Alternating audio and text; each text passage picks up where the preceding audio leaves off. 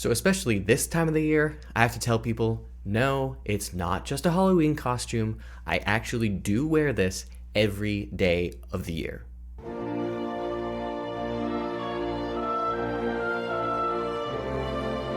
Hello, I am Brother Francisco Whitaker, and this is All Good in the Brotherhood.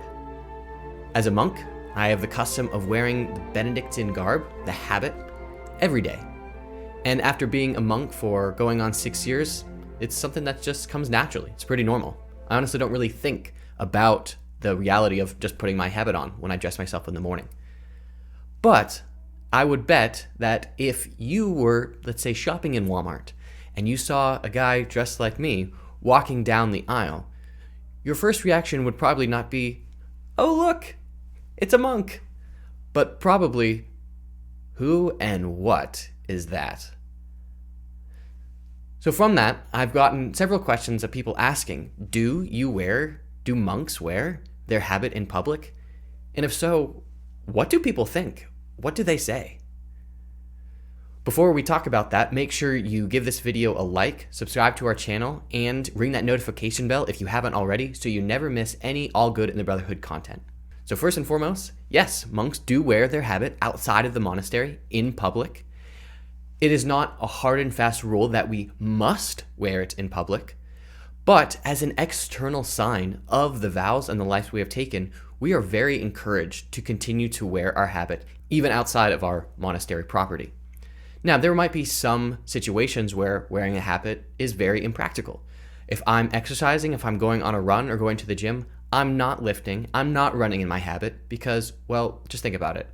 That's not a good idea for anyone. I'll be tripping over myself or just be ripping things as I try to lift. Not a good idea.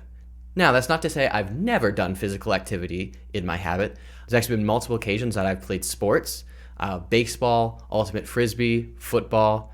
I tried playing soccer one time. That didn't go super well, but I have played sports in my habit. So it's not completely unrealistic, but it's not always the smartest thing to do.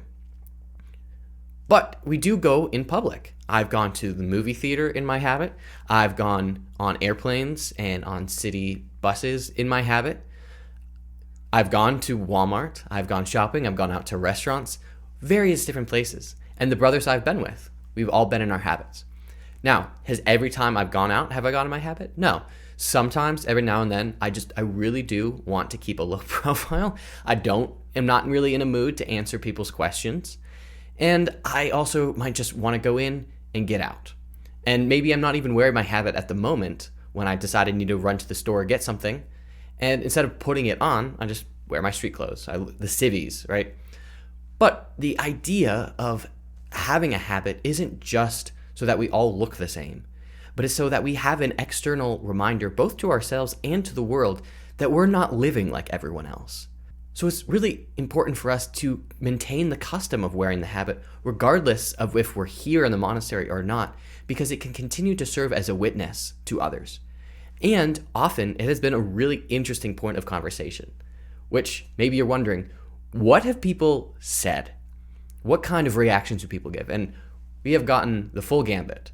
So oftentimes people walk up and ask just simply, okay, so what is this? Or what are you?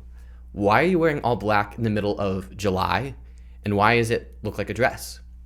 Actually, one monk told me he was at Sheetz. He just needed to pick up some food for some guests that he had coming in. So he just went to Sheetz to go grab some food real quick. And he was in his habit and he was in the checkout. And there was a mom with a daughter next to her. And the daughter, she was probably 3 or 4. And she just said, "Mommy, why is that man wearing a dress?" And the mom just said, "Well, honey, some people wear different things. We try not to judge. We don't say anything about them." She says, "Okay, well, why is he wearing such an ugly one?" Because this is Father Barnabas, who has been on the podcast before. He said, "Yeah, it was just like really raggedy that day. I hadn't washed it. There was a couple places it was ripping. Wasn't great presentation." But a lot of people give kind of that reaction. What is that and why are you doing that? But it often is a great point of conversation. Showing people, evangelizing them what it means to be a monk, what it means to live in community, what it means to follow Christ in a more radical way, what it means to live a celibate life, to pursue priesthood, to pursue brotherhood. So often our interactions are basically that, just people wondering what we are. But other times people have come with different questions. So one of the most common things people ask me, like, are you cosplaying like a Jedi? Or are you supposed to look like a Sith or something like that? People often say we look like something from Star Wars. When I was in Savannah, Georgia one time, I was on the Riverwalk with several other monks, and I had gotten a phone call, so I was a ways behind them. And I finally hung up, and I was working my way to catch up to them. And this couple stopped me, and they said, hey, we just wanted to ask, what are you exactly? And I said, oh, I'm a Catholic Benedictine monk. I live in a community of other men like me. We serve and worship God. And the husband immediately just breathed a sigh of relief. He's like, oh, thank goodness. He said, I saw a bunch of other guys dressed like you, and I thought it was some weird wizard convention, Harry Potter thing, and that you were all like gonna try to walk around putting hexes on us. And I was ready to throw down if that's what it was. He said, I'm just really happy that you guys aren't that. So people have thought we're wizards, people have thought we're a Jedi, people have thought we're just dressed up to look like someone from the medieval era. We have Renaissance festivals around here. Sometimes people have seen me out and about during Halloween or the Renaissance festivals, and I have to remind them, no, I actually do wear this at all times. But it can come very convenient around the Halloween time if I want to get a bunch of stuff done. I just go around, in my habit, and people are like, oh, dude, your Halloween costume, so gnarly, brah. It's like, yep, that's what we're going for here. There have been some people who have gotten very visceral reactions for wearing the habit. I personally have not experienced this, but I know some monks, particularly when they are maybe more abroad or they're in larger public settings, like at airports or public transportation, or they're in big cities, New York, Boston, Chicago, and people will yell at them, cursing at them, saying, screw the Catholic Church, screw you for your religion, how dare you judge me, slurs, all those kind of things, simply because of what we're wearing. And that might be a temptation to say, well, then I don't want to wear this, or I want to blend in, so I don't want to get that accusation. But Jesus said, if they hated me, know that they will hate you. So in a way, it's almost, we're inviting whatever response when we wear this habit. But Christ calls us to invite whatever response. Because if we live our Christian life radically, regardless if we're wearing a habit or not, it should send out a message to others that we live in a way different from the world. So if you're even not wearing a habit, your life should reflect one that which when other people see it, they know it's different, and it might draw them to you. It might repel them because they detest the ideas of Christianity or Catholicism. But whatever it is, live your habit of life in a way that when others see it, it's distinguished. Just like when they see a garment of habit, that it distinguishes us from what a normal average Joe would look like. But I've also gotten some really positive interactions from people, not just curious or wondering if we're from science fiction TV sets or yelling at us, but I've had some people walk up and just, because of what I'm wearing, just say, can I talk to you? I'm really going through something difficult in my life. This has happened once in the airport for me, and I know another monk has told me that this happened when he was at the grocery store. Someone just simply came up because of what we were wearing and just said, look, I need prayer. There is so much going on in my life right now. Would you be able to talk to me? And so the openness that people come to us with simply because of what we're wearing is remarkable. And I've other people just thank me, like, thank you for wearing that. Thank you for giving a sign that you're not afraid of the vows you have taken. You're not afraid of your identity in Christ.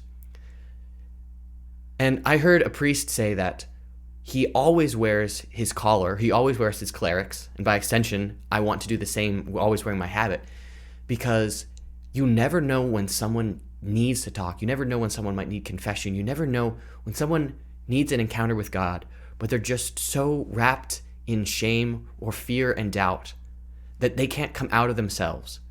But when they see you as a sign, you might be what they need to make that next step, to truly desire to encounter God again through you. So whether it's wearing a Catholic or a Christian t-shirt, that's an evangelistic point, or carrying your rosary and not being afraid to make the sign of the cross at restaurants, whatever it is, live out your faith in a way that people can't deny it. just like we as monks try to live out our monasticism in a way that's blatantly obvious to other people because of what we're wearing. So, hope that was enjoyable and it explained a couple of things for you. If you have more questions about like, whoa, what happens if you're a monk and you're on a roller coaster? Because I have done that, wearing my habit. What about like the hot summer days or the freezing cold nights? Do you have more than one habit? What happens if your habit gets dirty and you don't have time to clean it? We'd love to hear those kind of questions in the comments below.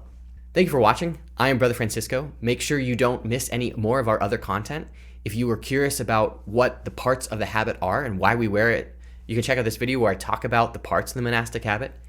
And if you're curious about other questions about just being a monk in general, you can check out this awesome podcast episode where my brother Nate interviews me about frequent questions that I get being a monk. So thank you for joining me. Make sure you like, comment, and subscribe. Have a wonderful day. God bless.